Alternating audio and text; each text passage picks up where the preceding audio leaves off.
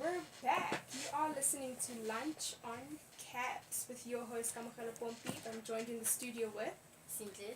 And Leo Caswell right over here. Yes. Now, before the beautiful song, we were talking about gangsterism and why gangsterism is a thing. We're going to move on to more questions, and one of which is gangsterism a choice? Do people want to do gangsterism, or is it something that they're just forced into? I think it's a bit of both because we've been talking about the reasons why some people get into gangsterism. I think for some people, to a certain extent, we can say that it's a choice. To some people, I think they are manipulated by the situation. They are manipulated by their friends and also peer pressure. Because I think when you are in the townships, as I said earlier, you are a gangster. You're someone with money. You're someone who is seen as you have power. People respect you. So for some it's a choice because you want that power, you want that respect, you want that money. And also looking at the economic status of the country, which I will mention every damn time. It's not easy. We are poor. Our black people are poor and they are starving. And gangsterism, in a way, makes it very easy for someone who's living in poverty to say, what, here's an easy way out of poverty, which it can be, it can have very hard consequences. You can end up in death. You can be in jail. But even though that some people go into jail, they still continue. They join other. Yes, it's a big, dirty, vicious circle. When you're out, you're in the you in the gangster ring. When you're inside of jail, you're in the gangster ring. So I think it's a very hard thing. It's very psychological to a certain extent. I see it as being also spiritual. I think if people can arm themselves spiritually, it will be easier for them to sort of overcome the pressures that come in society and the stereotypes that we have and the love of power and the love of money that we have as a society. For me, it's very, very disturbing. What's your point on that? Well, I totally agree with you. Like, Yeah.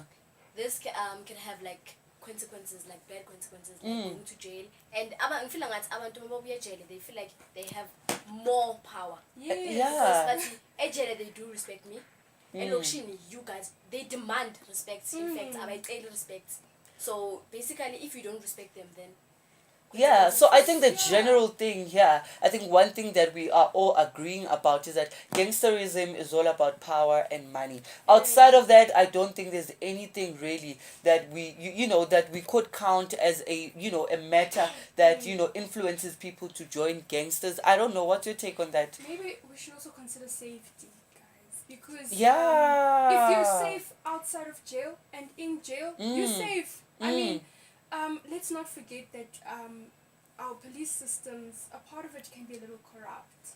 So not just a part of it, majority of it. And that's the sad reality of South Africa. Even the justice system of this country is failing us because dockets go missing day in, day out. Then the case will be flushed just like that. You're raising a very important that was the point. biggest problem in Westbury recently, where two gang members that killed, I think it was a woman and a child, Imagine. were released recently. Yeah. And the community was saying, no, that's just being corrupt. Now our systems are being corrupted and we are getting angry and we're going to protest. Yeah, and these things are things that actually have been happening in South Africa, and these are things that make it hard for the community to even, name and shame these gangsters, name and shame these gangsters that are using, school children to sell drugs, school children who are trafficking rather,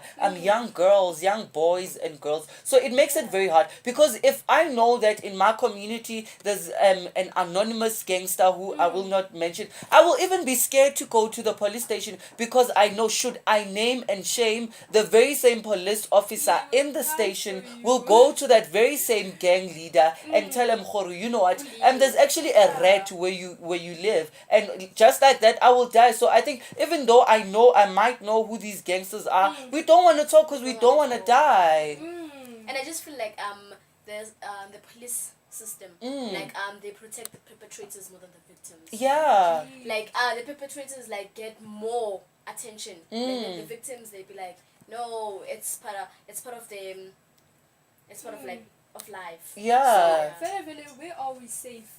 Because even if you go to jail, batlo lata hona teng. So, where are we safe? I think we're not safe anyway. I think you look at the statistics in South Africa. You look at, rape, you look at crime, you look at, drug abuse, you look at human trafficking. And these are just some of the main things that are highly related, to gangsterism. You look at, people dying every day because of, these feuds that are happening, between these big gangs. We'll make one big example. One place which we know to have a lot of gangsters is Cape Town. And a lot of kids are dying on a daily basis because of the violence that is happening in and around them. In schoolyards, in churches, in police stations, where you live at home. So it's not a very safe environment, which makes me very, very nervous. Are we progressing as a country? Are we going forward, or are we just taking 10 steps back into, we're digging deeper into, corruption, these things that are very negative. It makes me a bit worried. I wonder what steps the government is taking to make sure that we eradicate the problem. But then again, we also know that the government is also corrupt itself, which is another, big problem. How can how you guys, I want your views on this. How can we as the people, we are the government, the government, because we are the ones that elect people to represent us. How do you think we as a country should find solutions to try and curb all these problems?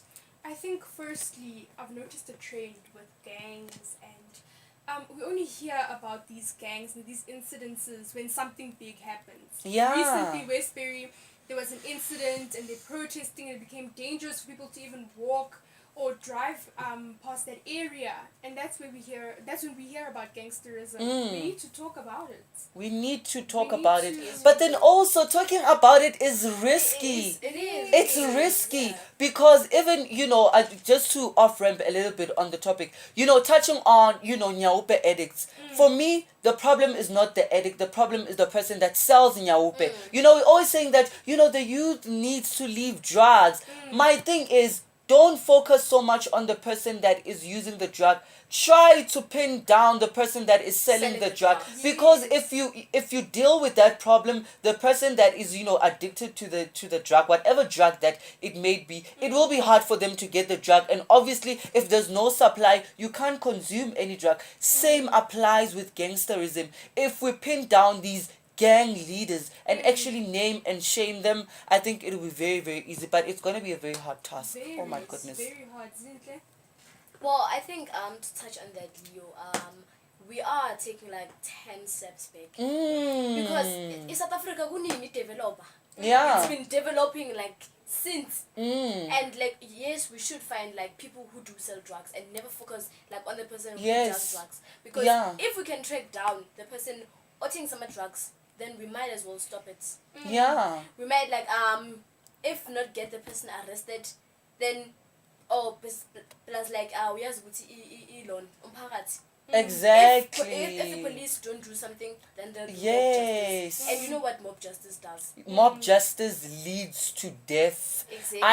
I unfortunately or fortunately haven't witnessed it happening live. I don't even want to witness, but I do know when communities are angry, when people in the townships are angry, they will take law into their own hands, which becomes a very, very a very violent situation. And a very ugly situation. And you find at times, even when police officers come into the scene, they feel helpless because the whole community is attacking this person, whether you're a drug dealer, whether you are, because at times they can, mob justice can be directed to prostitutes, or whether you are the drug addict or you're a thief, it becomes a very dirty situation to be in.